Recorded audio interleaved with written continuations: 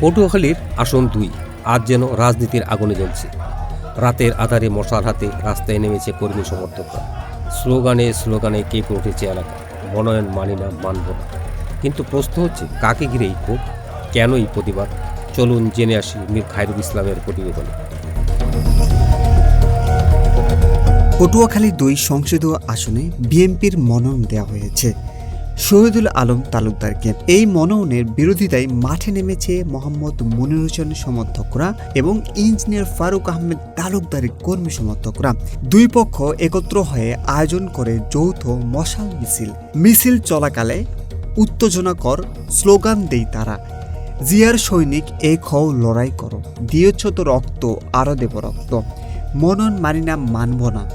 আগুন জ্বালিয়ে মশাল হাতে তারা স্পষ্ট বার্তা দেয়, এই মনন তারা মেনে নিতে প্রস্তুত নয়।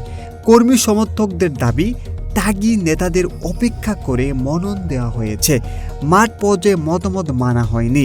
এতে দলের ভেতরে ক্ষোভ তৈরি হয়েছে। তাদের ভাষায় এই মনন চাপিয়ে দেওয়া হয়েছে।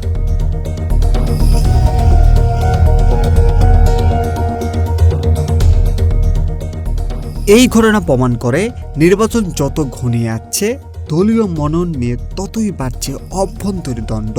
প্রশ্ন উঠেছে, দল কি এই ক্ষোভ সামাল দিতে পারবে, নাকি এই বিরোধ নির্বাচনে নেতিবাচক প্রভাব ফেলবে? পটুয়াখালী ২ রাজনৈতিক এমন উত্তাল, মশালের আগুন কি নিভবে, নাকি আন্দোলন আরো তীব্র হবে? সেই দিকে তাকিয়ে পুরো এলাকা।